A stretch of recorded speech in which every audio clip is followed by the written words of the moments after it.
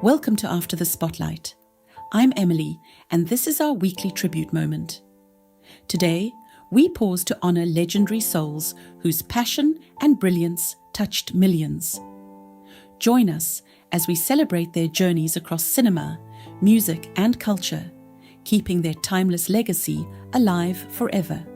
Don Schlitz, born on August 29th, 1952, in Durham, North Carolina, is remembered as one of the great storytellers in modern country music, a songwriter whose work often felt like it spoke directly to everyday life. From an early age, he was drawn more to writing than performing, fascinated by how simple phrases could carry deep emotion and meaning. In his early 20s, he moved to Nashville, Tennessee, determined to find his place in the heart of country music, even as early years brought uncertainty and struggle. His breakthrough came with The Gambler, recorded by Kenny Rogers, a song that became an instant classic and turned him into a defining voice in songwriting. From there, his career flourished with a remarkable run of hits performed by artists such as Randy Travis, Keith Whitley, and Garth Brooks, including enduring songs like Forever and Ever, Amen, and When You Say Nothing at All. His work earned him recognition in the Country Music Hall of Fame and the Songwriters Hall of Fame, honors that reflected his lasting influence. Even as his reputation grew, he remained grounded, often connected to intimate songwriting spaces like Bluebird Cafe. Don Schlitz's legacy continues through songs that feel less like performances and more like life lessons, reminding listeners how powerful a well-told story can be. 15 years ago this week, the film world quietly marked the passing of Farley Granger, who died at the age of 85. Looking back, what stands out is not just the legacy he left behind, but the calm, understated way he shaped every role he played. He never relied on loud gestures or exaggerated emotion. Instead, he brought a quiet honesty that made his characters feel real and unforced. In Strangers on a Train, under the direction of Alfred Hitchcock, he portrayed an ordinary man caught in an unsettling web of chance and manipulation, grounding the film's tension in something deeply human. In Rope, he became part of a bold cinematic experiment that unfolds almost in real time, where every movement feels deliberate and loaded with meaning. Beyond these iconic performances, Farley Granger himself carried a kind of effortless elegance, an actor who seemed more interested in truth than spectacle. His work reflects a period of cinema when silence, hesitation, and subtle expression could speak as loudly as dialogue. Even years later, his performances continue to resonate, not as distant classics, but as living reminders of how simplicity, when done with care, can leave the most lasting impact. Nicholas Brendon, widely recognized for his role as Xander Harris in Buffy the Vampire Slayer, has passed away at the age of 54, leaving behind a career that many fans continue to associate with warmth, humor, and emotional honesty. As Xander Harris, a character in the world of Buffy, he helped shape the heart of the series, portraying the loyal, often humorous best friend who grounded the story's supernatural drama in everyday human experience. His performance gave audiences someone relatable to connect with, balancing vulnerability with quiet courage and making him an essential part of the show's lasting appeal. Beyond Buffy, Brendon also appeared in series such as Criminal Minds and Kitchen Confidential, where he continued to demonstrate his range as an actor across different genres and character types.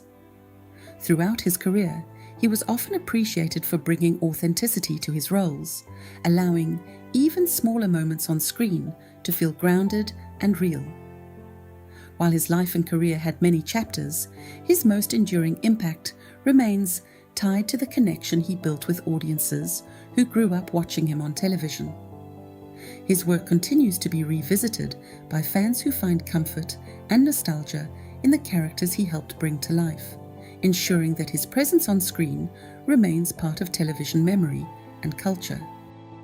Patrick Maldun was an American actor best known for his popularity during the 1990s, when he became a familiar face on television and earned a strong fan following for his charm and on-screen presence.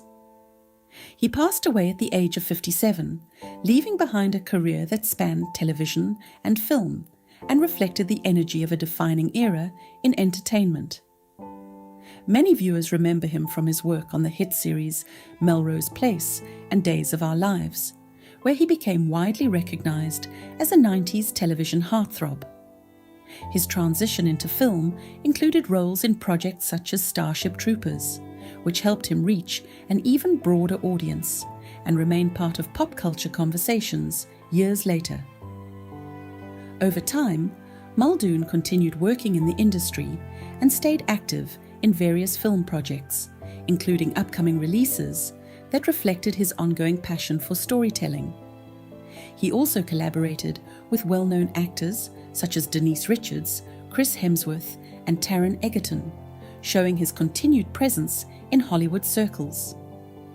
Those who worked with him often described him as energetic and committed to his craft, with a personality that carried through both his professional and personal life.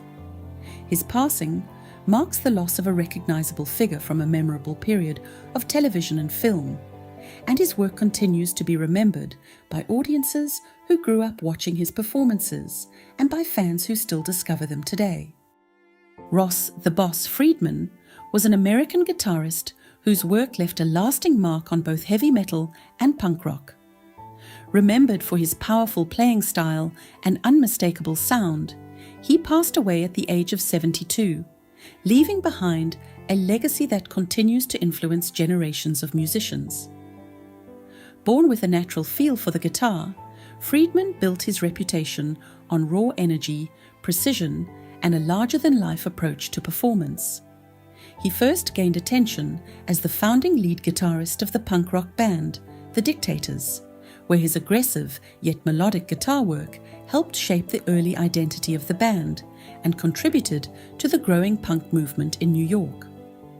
Later, he became a defining force in heavy metal as a founding member of Manowar, a group known for its epic sound, theatrical style, and record-setting loud performances, recognized by Guinness World Records.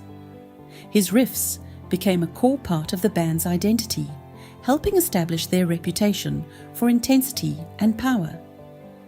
Beyond technical skill, fans and fellow musicians often spoke about the passion and conviction he brought to every stage he stepped on. Over the years, his influence spread far beyond the bands he helped create, inspiring countless guitarists in both punk and metal scenes. Ross Freriedman's music continues to live on through recordings, live performances, and the many artists who cite him as a key influence in shaping their own sound and approach to music. Van Hammer, born Mark Ty Hildreth, is remembered as one of those distinctive figures from a very specific era of professional wrestling, when larger-than-life characters and bold presentation shaped the spotlight. Before stepping into the ring, he built a foundation of discipline and resilience through his time in the United States Navy, an experience that gave him both physical conditioning and mental focus. After returning to civilian life, he trained under respected names such as Boris Malenko and Dan Spivey, eventually making his professional debut in 1991. It didn't take long for him to stand out in World Championship Wrestling, where he was introduced with a rock-inspired persona that matched the energetic style of the era. Fans saw him compete against a range of opponents, including memorable encounters with Mick Foley, helping him gain recognition during a competitive period in wrestling history. As his career evolved, he later became associated with darker, more theatrical storylines alongside figures like Scott Levy, reflecting the shifting tone of wrestling in the 1990s. Outside the ring, his journey included personal challenges and time away from the spotlight, but his presence in that transformative wrestling era is still remembered. Van Hammer's legacy isn't defined by titles alone, but by the character he brought to the ring and the era he helped shape with his unmistakable style and energy. Before Hollywood ever saw him as a star, Kurt Russell saw himself as a baseball player. In the Russell household, baseball was more than a game. It was tradition, discipline, and identity. His father, Bing Russell, had played professional baseball before becoming an actor, and he passed that love directly to his son. Kurt grew up hearing stories about legendary players, learning the rhythm of the game before he truly understood the world outside his home.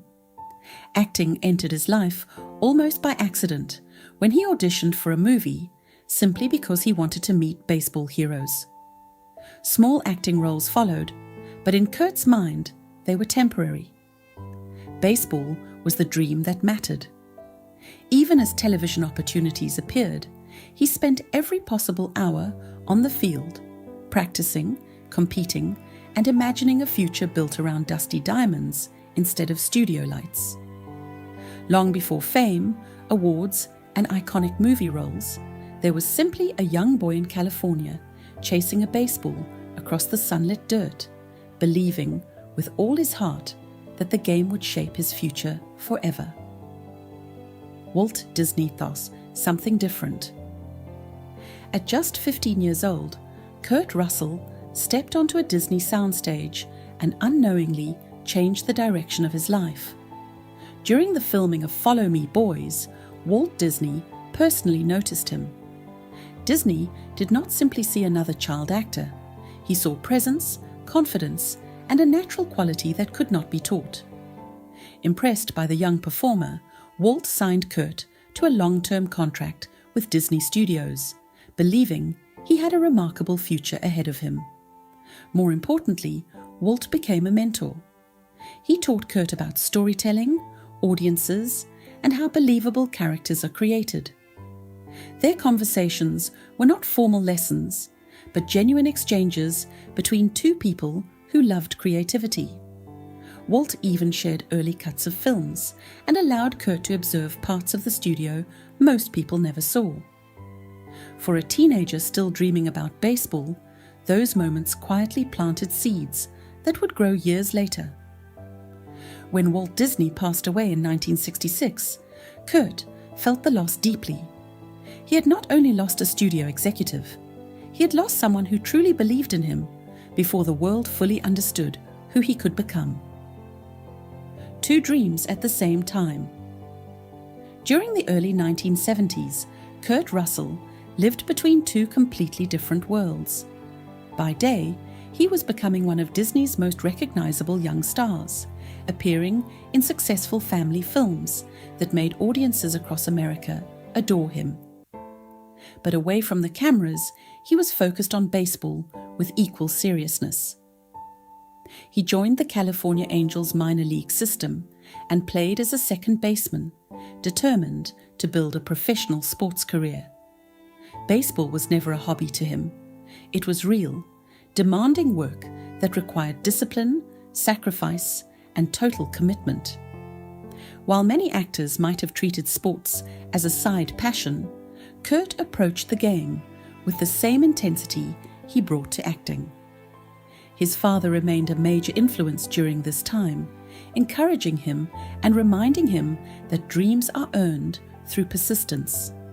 For a brief moment, it seemed possible that Kurt could succeed in both worlds at once. Hollywood wanted him on screen, while baseball offered the future he had imagined since childhood. Yet life often changes direction without warning, and one ordinary game would soon decide which path remained open. The collision that changed everything. In 1973, during a game with the El Paso Sun Kings, Kurt Russell experienced the moment that changed his future forever. While turning a double play at second base, he was hit hard by an incoming runner. The collision severely injured his throwing shoulder, damaging the rotator cuff in a way that ended his baseball career almost instantly. There was no dramatic farewell, and no final season filled with celebration. One moment he was chasing his lifelong dream, and the next he was forced to accept that the game he loved would never fully belong to him again. For someone who had built his identity around baseball, the loss was devastating. Kurt rarely spoke publicly about pain, but when he later reflected on the injury, the sadness remained visible beneath his calm voice. Acting suddenly became more than a side opportunity. It became the only path still open. Yet instead of bitterness, Kurt carried the disappointment quietly and turned his focus toward rebuilding himself. That ability to adapt without losing his core identity would eventually become one of the defining qualities of his life and career. Breaking free from the Disney image. Leaving behind the image of a child star is one of the hardest transitions in Hollywood, and Kurt Russell faced that challenge directly. Audiences knew him as the clean-cut Disney boy, but he wanted to prove he could do more than light-hearted family entertainment. The industry, however, struggled to see him differently. For years, he worked steadily, searching for roles that would allow him to show depth, seriousness, and maturity. Then came a major turning point. Director John Carpenter cast him as Elvis Presley in a television film about the legendary musician's life. Many critics mocked the decision before filming even began, believing the former Disney actor could never portray someone as iconic as Elvis.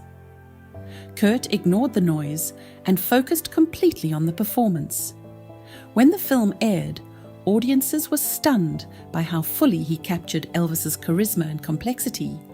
The role earned him critical respect and an Emmy nomination, finally breaking the image that had followed him since childhood. More importantly, it gave him confidence. For the first time, Hollywood stopped seeing him as the safe Disney kid and started recognizing him as a serious actor, capable of carrying powerful dramatic roles. The partnership that created legends, the creative partnership between Kurt Russell and John Carpenter, became one of the most memorable collaborations in modern cinema. After Elvis, Carpenter knew Kurt possessed a rare screen presence that Hollywood had underestimated for years. Together, they created characters that audiences still remember decades later. In Escape from New York, Kurt introduced the world to Snake Plissken, a cynical anti-hero who felt dangerous, cool, and completely original. The role transformed him into a new kind of leading man. Then came The Thing, where Kurt delivered a tense and grounded performance in one of the most respected horror films ever made. Unlike many actors who rely only on charisma, Kurt understood restraint. He could command attention through silence, suspicion, and subtle emotion. Their partnership continued with Big Trouble in Little China, where Kurt balanced comedy and confidence effortlessly. What made these films special was trust. Carpenter knew how to use Kurt's natural intensity, while Kurt trusted Carpenter enough to take risks other actors might avoid. Together, they built stories that outlived trends, proving that the strongest artistic partnerships are often built on mutual understanding rather than ego. The father behind the famous face. Away from movie sets and red carpets, Kurt Russell built his greatest legacy through fatherhood. Friends, family members, and his children have all described him as deeply present, dependable, and supportive. He never allowed Hollywood to become more important than the people waiting for him at home. During demanding productions, he often arranged travel schedules that allowed him to return to his family every night whenever possible. His parenting style focused less on fame and more on character. His oldest son, Boston, chose a private life centered around academics and spirituality rather than entertainment. Meanwhile, his son Wyatt Russell followed a path remarkably similar to Kurt's own. Wyatt first pursued professional hockey before injuries ended his athletic career, eventually leading him into acting. Rather than pushing his children toward Hollywood success, Kurt encouraged them to discover their own identities. He understood that real parenting means creating safety, not pressure. The same calm strength that audiences admired in his film characters existed in his home life as well. To his family, he was never just a movie star. He was the person who showed up consistently, listened carefully, and made them feel protected. The lessons passed down by Bing Russell. Much of who Kurt Russell became can be traced directly back to his father, Bing Russell. Bing believed life should be guided by joy, fairness, and second chances.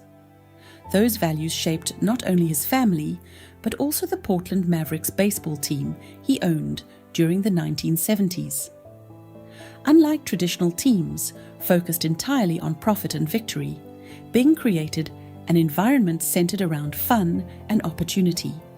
He welcomed overlooked players, gave struggling athletes another shot, and built a team culture that valued humanity as much as competition. Kurt watched all of this closely. He learned that success means little if it comes without kindness or integrity. Bing also showed his son how to remain grounded despite public attention. Even after becoming famous, Kurt carried those lessons into every part of his life. He stayed loyal to family, avoided unnecessary Hollywood drama, and treated people with respect regardless of status. When Bing passed away in 2003, Kurt lost more than a father. He lost the man who had quietly shaped his understanding of work, love, humility, and resilience. Yet Bing's influence remained alive through every decision Kurt continued to make afterward. Choosing freedom over fame. One of the most remarkable things about Kurt Russell is how often he walked away from Hollywood's pressure to constantly remain visible. Many actors fear disappearing from the spotlight, but Kurt never allowed fame to control him. He became highly selective about roles, choosing projects based on personal interest rather than money or publicity. Sometimes he disappeared from screens for years at a time, focusing instead on family, travel, and personal passions. He also became a licensed pilot and participated in real search and rescue missions, helping others far from cameras and interviews. That quiet independence became his true rebellion against Hollywood expectations. Rather than chasing endless attention, he built a life that felt meaningful beyond acting. Even when major successes like Tombstone, Guardians of the Galaxy, Volume 2, and The Christmas Chronicles reminded audiences of his talent, he never seemed desperate to stay at the center of celebrity culture. He understood something many people in entertainment never learn. Fame is temporary, but peace matters more. By refusing to become consumed by the industry, Kurt preserved something rare in Hollywood. He kept his identity intact while still becoming one of cinema's most respected and unforgettable stars. A legacy built on staying true. Today, Kurt Russell stands as more than a successful actor. He represents endurance, authenticity, and personal freedom. Across decades in Hollywood, he managed to avoid becoming trapped by fame, trends, or public expectations. He evolved naturally from child actor to action star to respected veteran performer without losing the grounded personality that defined him from the beginning. His career includes unforgettable characters, iconic films, and collaborations with legendary directors, yet his real achievement may be something quieter. He built a life that remained deeply human despite extraordinary success. Whether flying planes, spending time with family, or choosing projects simply because they interested him, Kurt consistently lived on his own terms. The baseball dream he lost in 1973 never truly disappeared either. It remained part of him, shaping how he viewed discipline, teamwork, and purpose throughout his entire journey. In many ways, the injury that once seemed devastating became the event that pushed him toward a different destiny. And through all of it, he never stopped being the same boy who loved baseball, family, and the simple joy of doing something wholeheartedly.